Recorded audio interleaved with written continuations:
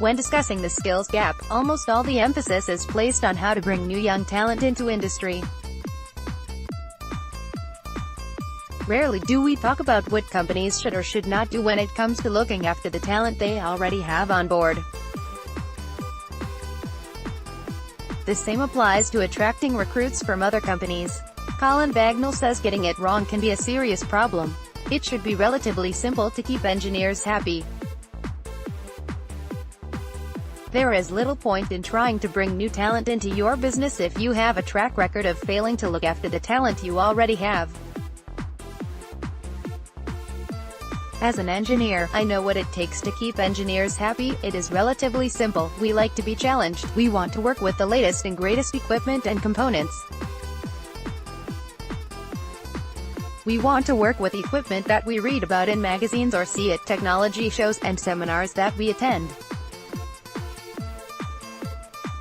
To be and belong to the best. What we don't want is to be part of inefficient or outdated systems, such as I have witnessed, where operators are employed to count a product, pass that product to another operator, who adds a set of instructions before passing it to another operator to put it in a box. That's 3 operators completing a basic task. It's a complete waste of resources and plays a part in demotivating our engineers, especially those who want to make the manufacturing process more productive. It is a fact of business that no matter how good our manufactured product is, someone will always be able to produce a product that can compete with it. Therefore, manufacturing must never stop improving at every level. As soon as we sit back and think we have made it to number 1, we will soon be overtaken. Engineers want and need to be set targets. We want our processes to be the best, to be the most modern throughout our company. We absolutely hate it that one of our company's plants elsewhere in the country, or the world, has a better control system than our now outdated system. It is even worse reading in social media, magazines, or learning at tech shows that our competition has just installed the latest system or is partnering with a major player within the automation and technology world.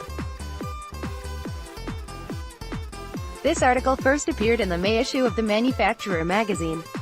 To subscribe, please click here. I'm sure I am no different from my peers in really wanting to have someone I can look to as a role model, someone who represents what I want to achieve in my career. If that is an immediate superior, that's fantastic. Some of my best technical discussions were with my last boss, for example, debating the best ways to complete an engineering task. It didn't even matter whether we agreed or not. Does your company feel engineers are a drain or a waste of resource? To have a skilled boss who shares a passion for engineering is fantastic. It means we get to use the best available technology, and it means the engineering team has backing and a voice. How is it in your business? Does your company feel engineers are a drain or a waste of resource? If so, your company is beginning to stagnate. Or are your engineering management teams so operations-oriented that they are blind to the opportunities presented by new technologies? If this is happening, it means the culture is stuck, and in all likelihood engineering teams are demotivated.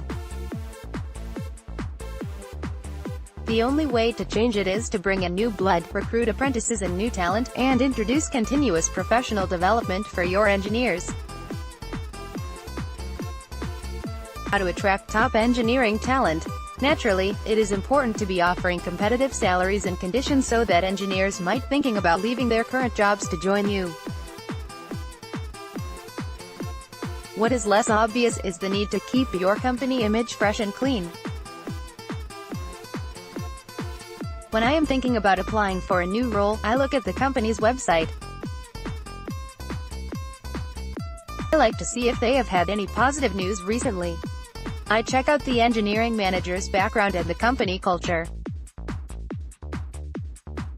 I want to work with people who can challenge me as well as be challenged by me, in a positive way of course. Even less obvious, but just as important, is to ensure your company's name is not appearing negatively in social media. A former colleague, a highly experienced and qualified engineer, has a slight hearing issue. Having spent some time working with him, I can tell you this does not pose a problem at all. He applied for 7 roles within the company. For 3 of them he was by far the best candidate but was overlooked, with frankly inadequate explanations from the non-engineering personnel who are now in management.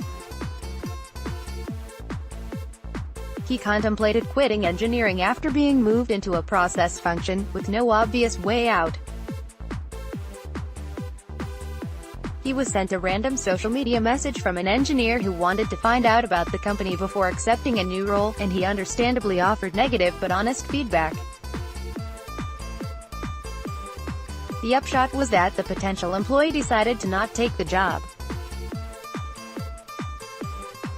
What training should we be offering to our talent?